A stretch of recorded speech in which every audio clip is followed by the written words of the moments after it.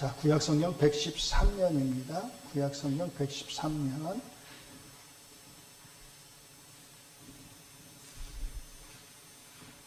구약성경 113면, 출애굽기 20장 14절 찾으셨으면 같이 한 목소리로 하나님 말씀 읽겠습니다. 간음하지 말라. 한 군데 더 봅니다.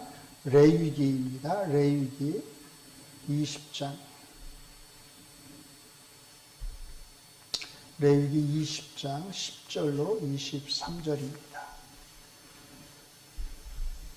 구약성경 제 성경책으로 177면이네요. 레위기 20장 10절로 23절까지 구약성경 177면입니다. 찾으셨으면 같이 하나님 말씀 읽겠습니다. 누구든지 남의 아내와 간음하는 자, 곧 그의 이웃의 아내와 간음하는 자는 그 간부와 음부를 반드시 죽일지니라. 누구든지 그의 아버지 아내와 동참하는 자는 그의 아버지의 하체를 범하였은즉 둘 다 반드시 죽일지니 그들의 피가 자기들에게로 돌아가리라. 누구든지 그의 며느리와 동침하거든 둘 다 반드시 죽일지니 그들이 가증한 일을 행하였습니다. 그들의 피가 자기들에게로 돌아가리라. 누구든지 여인과 동침하듯 남자와 동침하면 둘 다 가증한 일을 행함인즉 반드시 죽일지니 자기의 피가 자기에게로 돌아가리라. 누구든지 아내와 자기의 장모를 함께 데리고 살면 악행인즉 그와 그들을 함께 불살을지니 이는 너희 중에 악행이 없게 하려 함이니라. 남자가 짐승과 교합하면 반드시 죽이고 너희는 그 짐승도 죽일 것이며 여자가 짐승에게 가까이하여 교합하면 너는 여자와 짐승을 죽이되 그들을 반드시 죽일지니 그들의 피가 자기들에게로 돌아가리라. 누구든지 그의 자매 곧 그의 아버지의 딸이나 그의 어머니의 딸을 데려다가 그 여자의 하체를 보고 여자는 그 남자의 하체를 보면 부끄러운 일이라. 그들의 민족 앞에서 그들이 끊어질지니 그가 자기의 자매의 하체를 범하였은즉 그가 그의 죄를 담당하리라. 누구든지 월경 중에 여인과 동침하여 그의 하체를 범하면 남자는 그 여인의 근원을 드러냈고 여인은 자기의 피 근원을 드러내었음인즉 둘 다 백성 중에서 끊어지리라. 내 이모나 부모의 하체를 범하지 말지니 이는 살부치의 하체인즉 그들이 그들의 죄를 담당하리라. 누구든지 그의 숙모와 동침하며 그의 숙부의 하체를 범하니 그들은 그들의 죄를 담당하여 자식이 없이 죽으리라. 누구든지 그의 형제의 아내를 데리고 살면 더러운 일이라. 그가 그의 형제의 하체를 범하니 그들에게 자식이 없습니다. 너희는 나의 모든 규례와 법도를 지켜 행하라. 그리하여 내가 너희를 인도하여 거주하게 하는 땅이 너희를 토하지 아니하리라. 너희는 내가 너희 앞에서 쫓아내는 족속의 풍족속을 따르지 말라. 그들이 이 모든 일을 행함으로 내가 그들을 가증하리라. 아멘. 낯뜨거운 말씀들이 막 성경에 들어있죠. 간음하지 말라고 하는 출애굽기 20장 14절의 말씀이 구체적으로 어떤 간음들을 포함할 수 있는지를 레위기 20장이 우리에게 잘 보여주고 있어요. 다양한 간음의 행위들이 있는 거죠.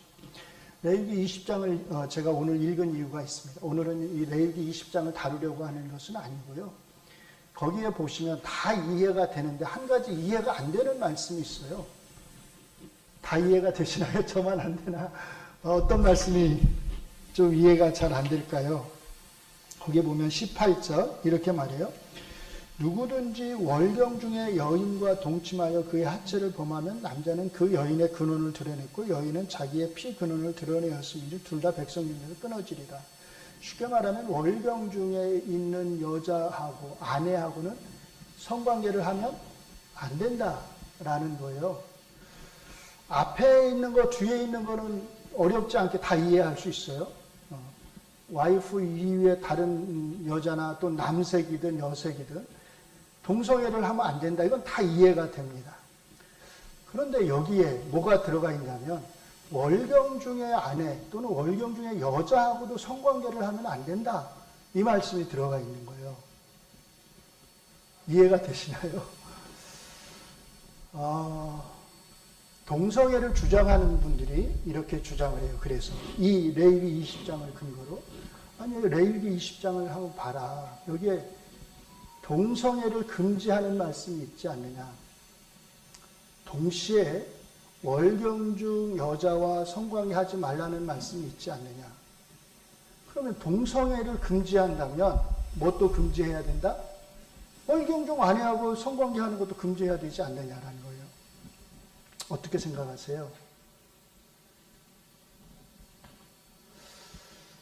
그래야 할까요? 아니면 그거를 안 지켜도 될까요? 월경중 아내와 성관계를 해도 될까요?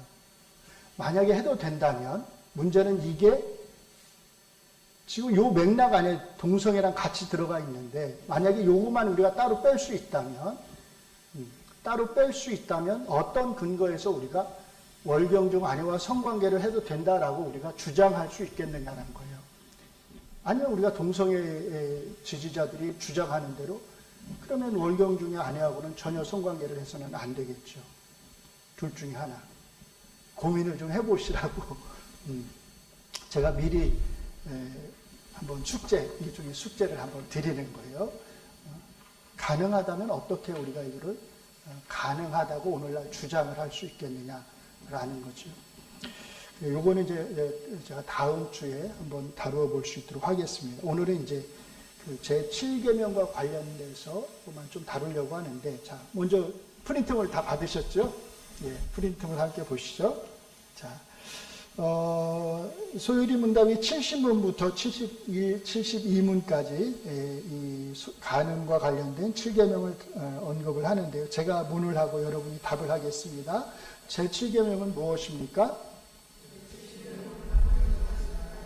제 7계명은 무엇을 요구합니까?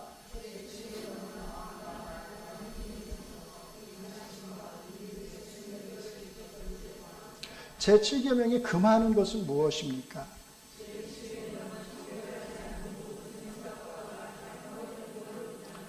예, 자, 제 7계명은 간음의 문제를 다룹니다. 10계명이 제 5계명부터 타인에 대한 사랑을 다룬다면 제 5계명은 가족으로서의 타인인 부모와의 관계를 다룹니다. 부모는 나에게 타인이긴 하지만 나에게 하나님의 형상을 물려주신 분으로서 타인에 대한 사랑의 출발점이요 근본이라고 할 수 있습니다. 그러므로 구약 성경에서도 같이 읽을까요? 자기 아버지나 어머니를 치는 자는 반드시 죽일지니라 라고 말하며 심지어 뭐라고요?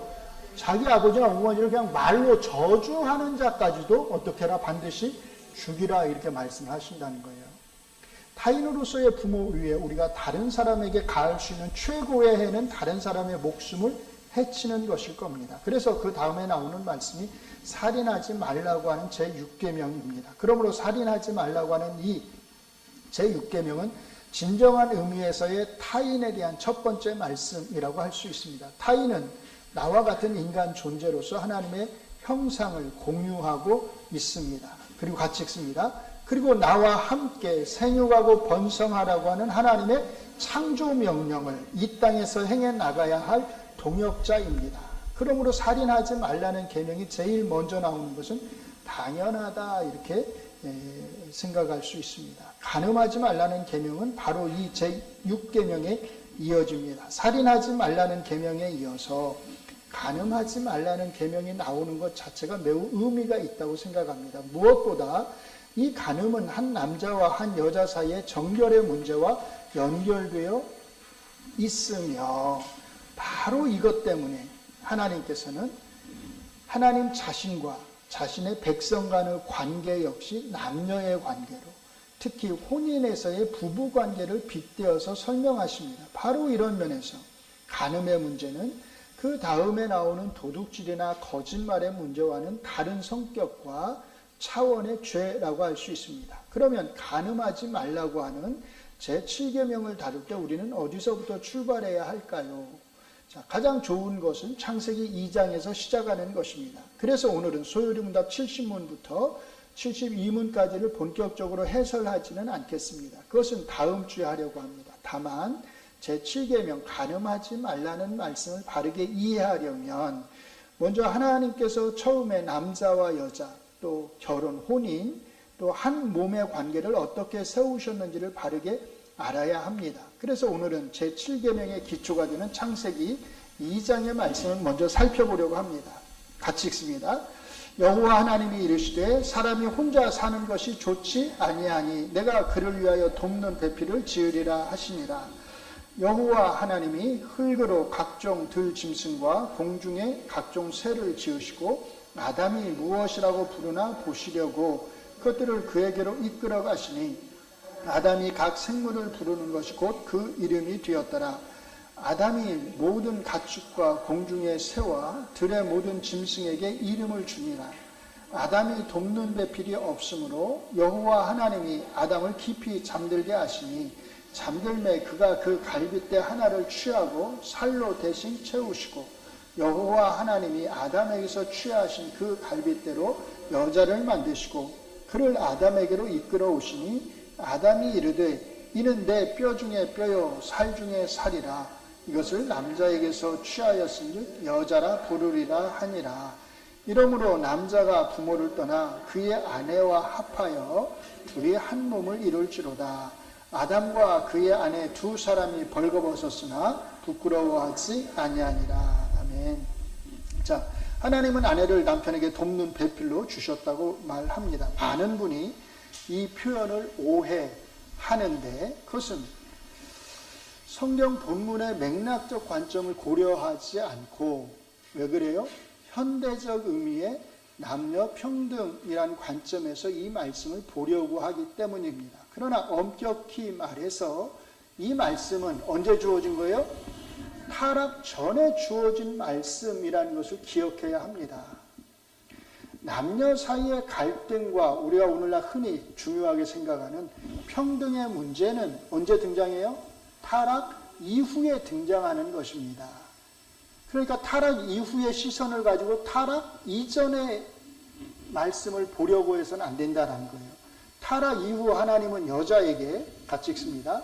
내가 내게 임신하는 고통을 크게 더하리니 내가 수고하고 자식을 낳을 것이며 너는 남편을 원하고 남편은 너를 다스릴 것이니라 라고 말씀하셨습니다. 자, 이 말씀에 비추어 보면 타락 이후 여자에게 나타난 중요한 두 가지 변화가 있습니다. 하나는 산고의 고통입니다. 자녀를 낳는 것 자체는 타락의 결과가 아닙니다.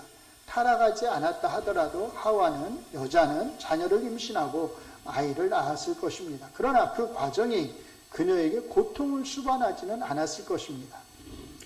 하지만 타락 이후 여자에게는 그 무엇보다 큰 산고의 고통이 주어졌습니다. 다른 하나는 뭐예요? 남편과의 관계에서의 변화입니다. 아내와 남편 사이에 갈등과 다스림, 통치의 관계가 설정된 것입니다. 그래서 아내가 남편을 원하지만, 소원하지만, 갈망하지만 남편이 아내를 오히려 다스릴 것, 통치할 것이라고 말씀합니다. 문자 그대로 번역하면 내 갈망, 즉 내 테슈카가 있을 것이다. 남편을 향한 입니다. 여기서 사용된 히브리어 테슈카는 창세기 어디요? 4장 7절에서 죄와 가인의 관계를 나타낼 때 사용되는데요. 그의 갈망, 가인의 갈망, 테슈카, 죄의 갈망이 있다고 말할 때 사용되는 것입니다. 즉 죄가 가인을 지배하고자 하는 갈망, 소원이 있었듯이 이제 타락 이후 여자는 남자를 지배하려고 하는 갈망을 갖게 되리라는 것입니다. 그러므로 여기서 오해하지 말아야 합니다. 이것은 가정에서의 질서 관계를 오늘날 우리에게 말하는 것이 아닙니다. 이것은 타락 이후 같이 읽습니다. 가정에서 일어나는 부부 사이의 갈등 관계를 말하는 것입니다. 그러므로 이 말씀을 어떻게 쓰면 안 돼요? 같이 읽습니다. 이 말씀을 근거로 가정에서 남편이 아내의 위에 있다고 말해서는 안 됩니다. 오히려 이 말씀은 타락 이후 가정에서 생겨나게 된 남편과 아내 사이의 관계의 왜곡을 말하는 것이기 때문에 이런 관계를 어떻게 하려고 해야 돼요? 해소하려고, 없애려고 노력해야 합니다. 에베소서 5장 21절로 33절에서 바울 사도께서 말하는 남편과 아내 사이에 복종과 사랑의 관계는 이런 타락의 결과가 같이 읽습니다. 그리스도 안에서 다시 회복될 수 있으며 회복되어야 한다는 것을 가르쳐 줍니다.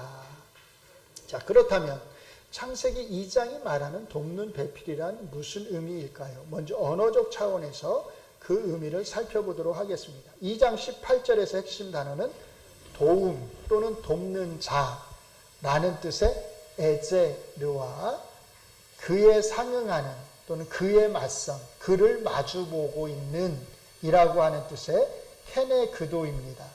에제르는 구약 성경에서 모두 21번 사용이 되는데요. 그 중에서 놀랍게도 하나님이 우리의 도움이 되신다라고 하는 것을 묘사하는데 모두 몇 번이요? 15번, 21번 중에 15번이 하나님이 우리를 돕는다고 하는데 이 에제르가 사용된다는 것이에요.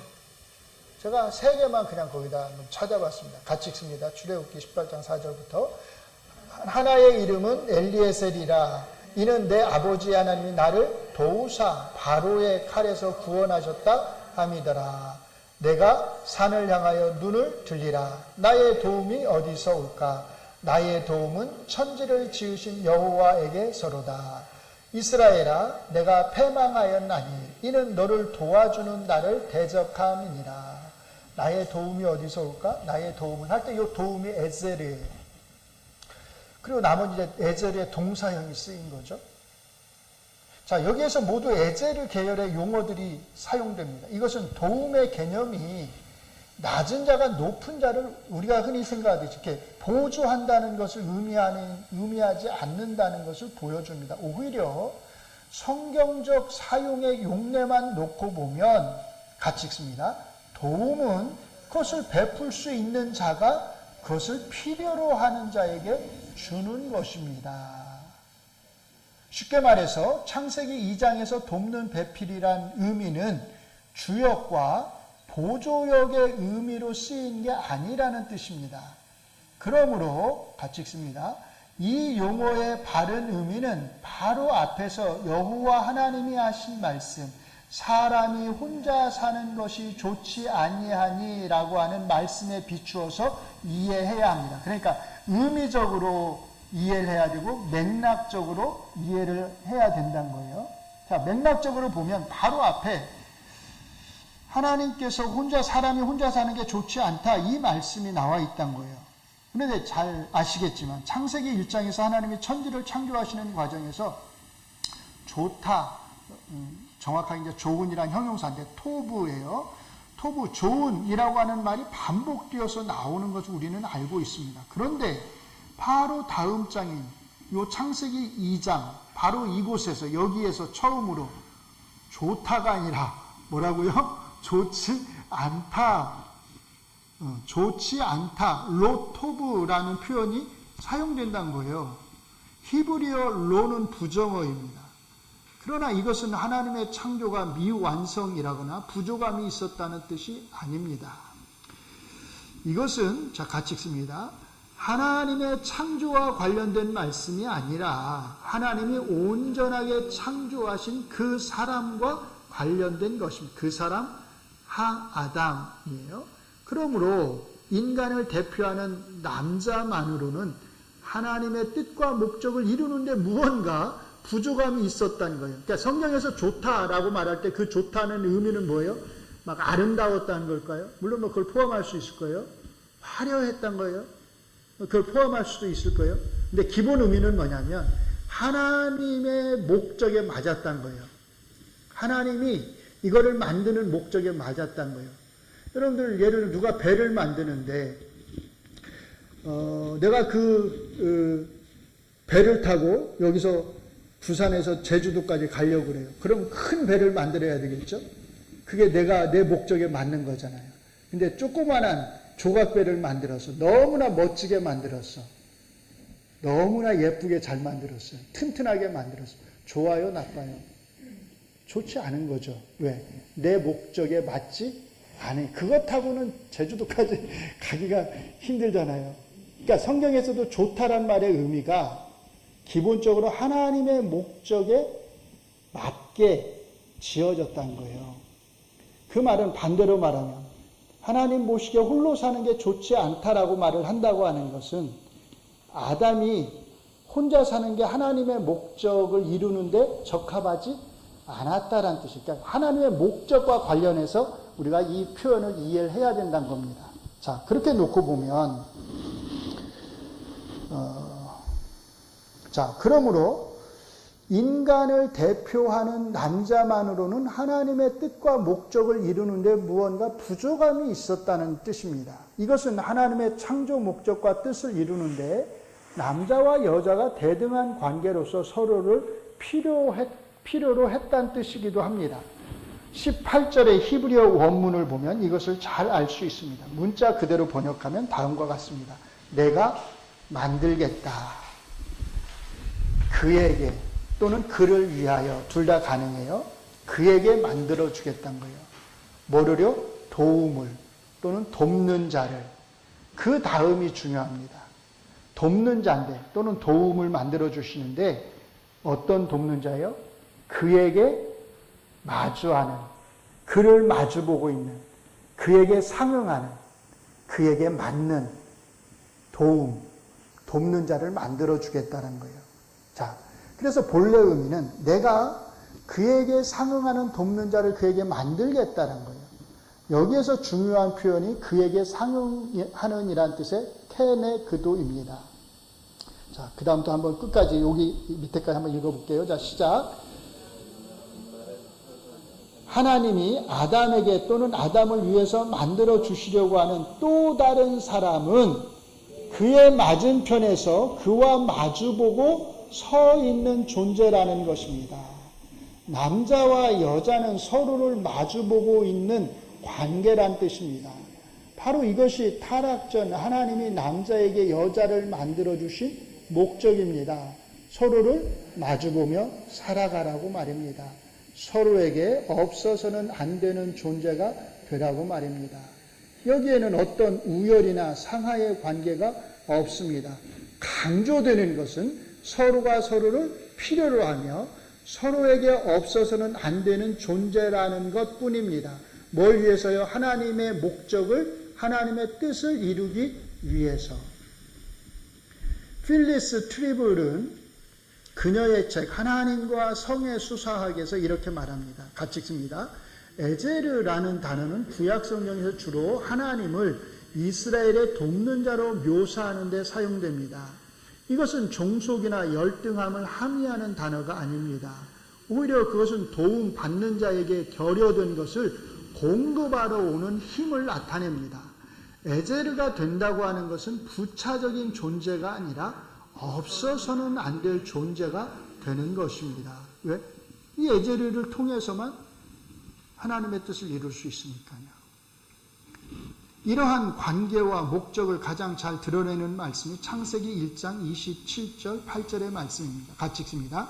하나님이 자기 형상 곧 하나님의 형상대로 사람을 창조하시되 남자와 여자를 창조하시고 하나님이 그들에게 복을 주시며 하나님이 그들에게 이르시되 생육하고 번성하여 땅에 충만하라. 땅을 정복하라. 바다의 물고기와 하늘의 새와 땅에 움직이는 모든 생물을 다스리라 하시니라. 우리는 여기서 대개는 땅을 정복하는 것만 생각하는데 그 앞에 더 중요한 말씀이 나와요.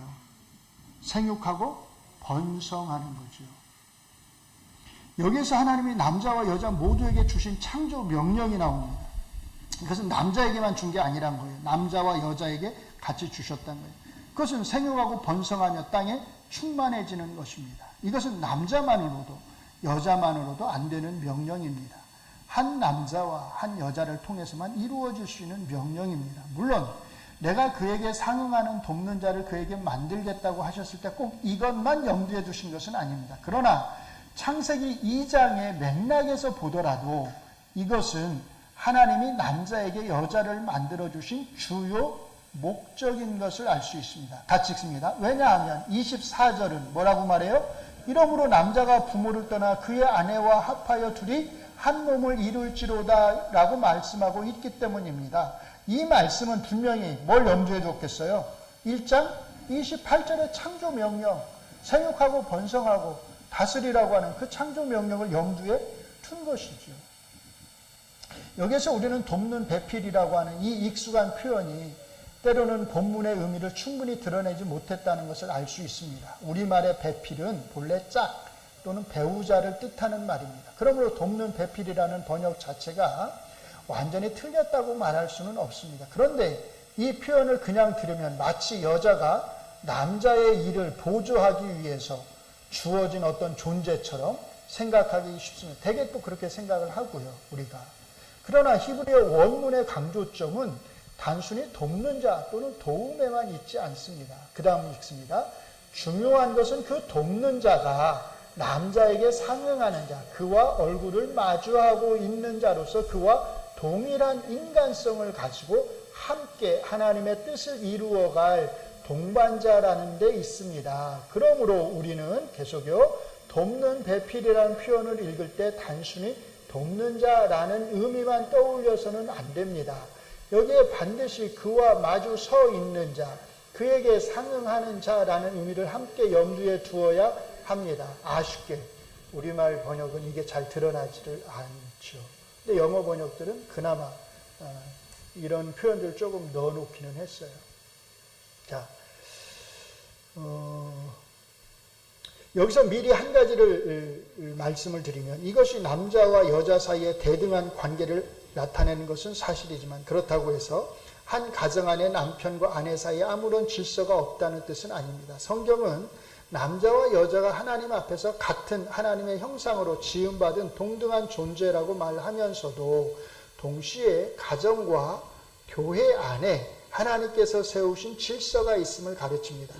고린도전서 11장에서 바울 사도께서는 교회 공동체 안에서의 남자와 여자 관계를 말하면서 같이 읽습니다. 남자가 여자에게서 난 것이 아니요 여자가 남자에게서 났으며 라고 말씀합니다. 자, 이것은 남자가 여자보다 더 가치가 있거나 더 우월하다는 뜻이 아닙니다. 바울 사도께서는 창조의 순서를 통해서 뭐를요?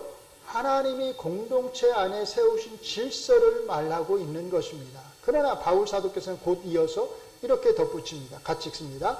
그러나 주 안에는 남자 없이 여자만 있지 않고 여자 없이 남자만 있지 아니하니라. 여자가 남자에게서 난 것 같이 남자도 여자로 말미암아 났으나 모든 것이 하나님에게서 났느니라. 같이 읽습니다.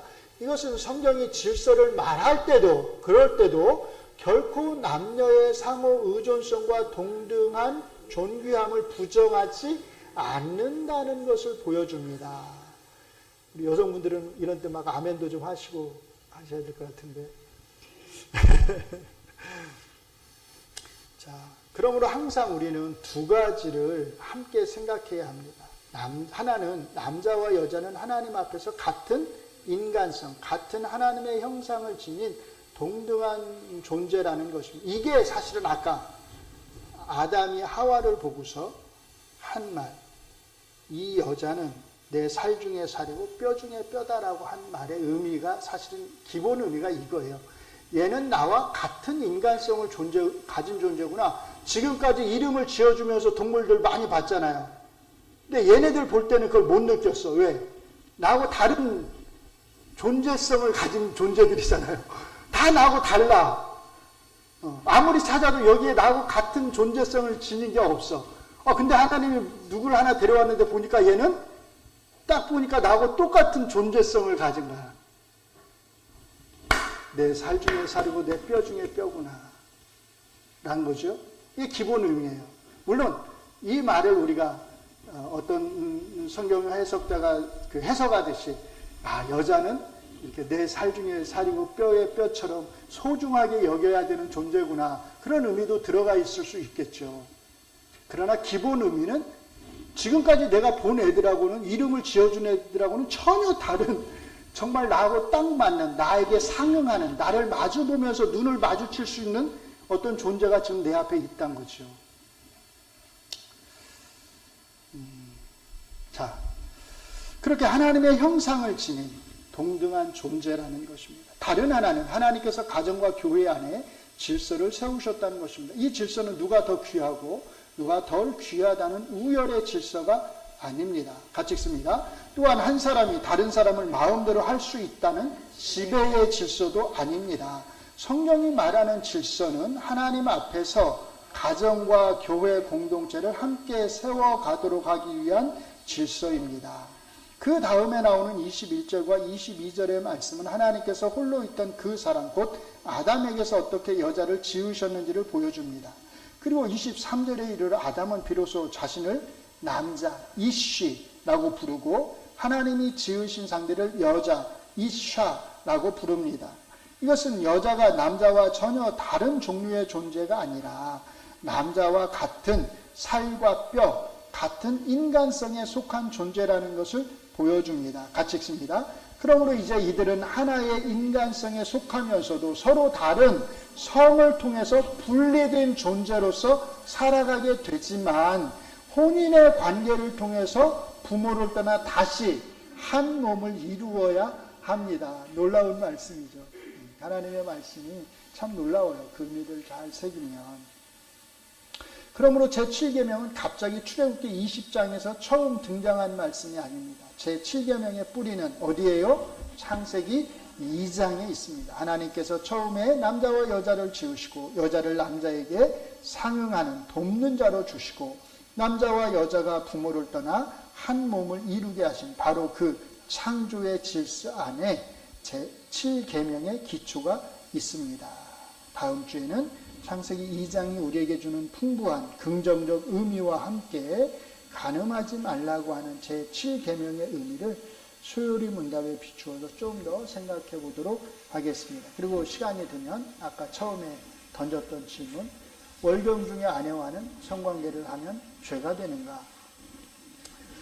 동성애주의자들의 그런 주장을 우리가 어떻게 반박할 수 있는가를 좀 생각해 보도록 하겠습니다. 같이 기도하시겠습니다. 하나님,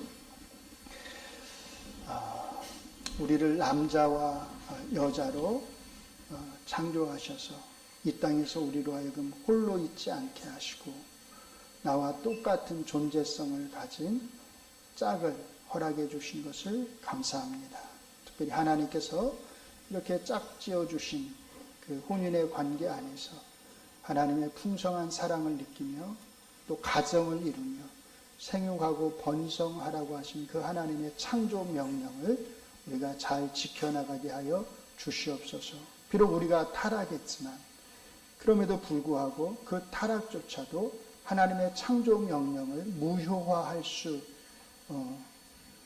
없다는 것을 우리가 알고 있습니다. 여전히 그 명령은 우리에게 유효한 명령으로 주어져 있다고 하는 것을 기억하면서 하나님이 허락하신 그 거룩한 가정 안에서 우리가 이 명령을 잘 수행해 나갈 수 있도록 은혜를 베풀어 주시옵소서. 예수님 이름으로 기도합니다. 아멘.